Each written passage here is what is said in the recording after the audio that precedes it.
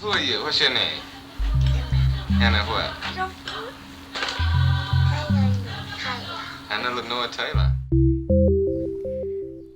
This is me. I was born in 1985 and grew up in New Zealand. When I was about 8, I caught a taxi with a friend of mine. When we got out of the taxi, the driver said, "That's an extra $10 for Marty's." My friend was white, so I knew he was talking to me. I remember thinking, luckily I'm African American then. Why am I telling you this? Well, this is my grandmother. She was born in 1934 in Lamar, Mississippi. This is my dad and my auntie. They moved with my grandmother to Fort Worth, Texas in 1960. I grew up a world away from the racism and social volatility of the American South that colored my family's early years. I'm probably the first person in my family who's ever been able to think, luckily I'm African American, in response to a racist incident. And although my children will hopefully grow up in an even better world than what I have a dream that they'll be able to understand that the oppression of the past that they'll learn about happened to real people. They say those who forget history are doomed to repeat it, so I'm heading to Fort Worth, Texas with my dad.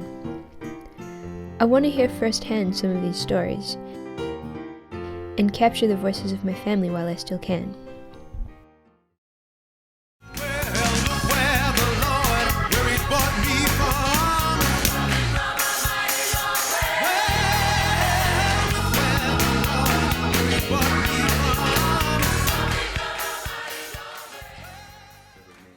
Catching up with family is great, but everyone in my family had a story to tell about their experiences with discrimination.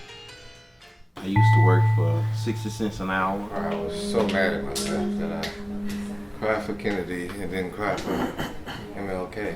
You can never forget that you're black in America. During our conversations, I discovered my dad's first encounter with racism, the moment he figured out there was something about color.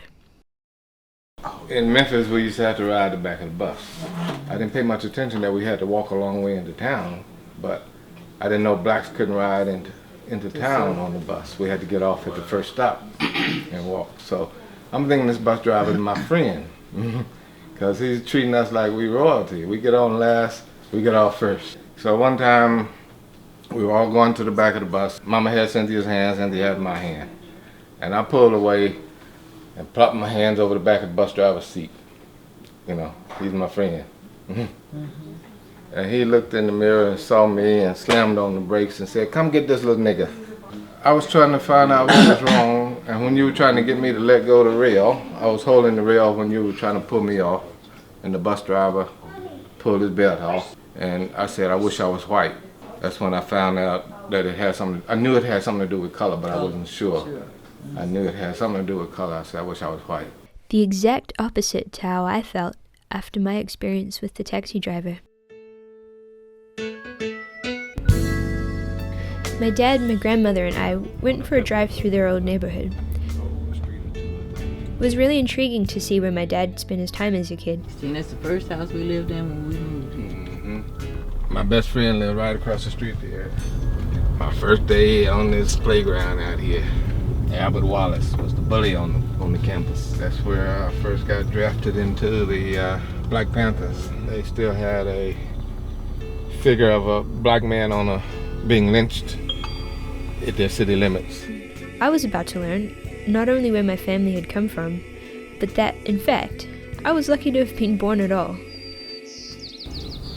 My cousin from Chicago came down to visit, Billy. We had been in this park all day long. We were walking back up the hill here. While we were walking, I was telling them, I said, "No, we got our white folks trained here. They know their place." You know. And as soon as I said that, this pickup truck came by, and they threw some cans at us and called us nigger, and drove off. And we threw rocks and hit the truck. They got up at the top of the hill, turned around, and came back down. We were sitting there with our rocks ready to throw. We saw this rifle barrel come out of the window. Man, we hit the ground. And this is the first time I saw Matrix stuff in real life.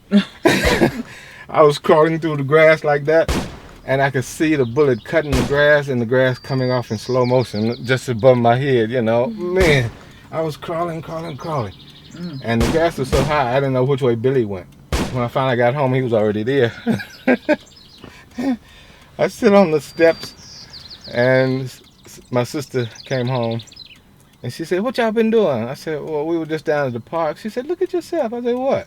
I looked down, and I was completely covered in blood, because all that high grass had those goat head stickers in them, and I had hundreds of them in my chest, all up and down my arms, in my neck. I just had goat head stickers everywhere, and I didn't feel none of that.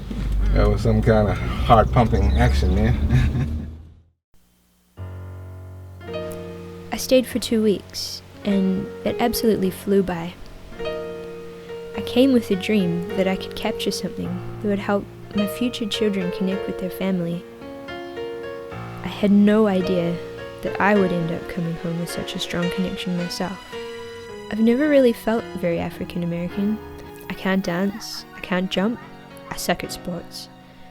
But having learned about what my own flesh and blood have experienced, and seeing the resilience and fortitude that's been born from that.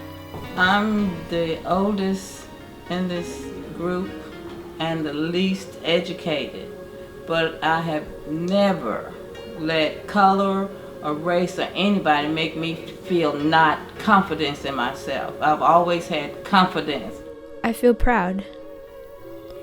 Every day now, I can stop and say, not just as a defense, but as a declaration. Luckily, I'm African American.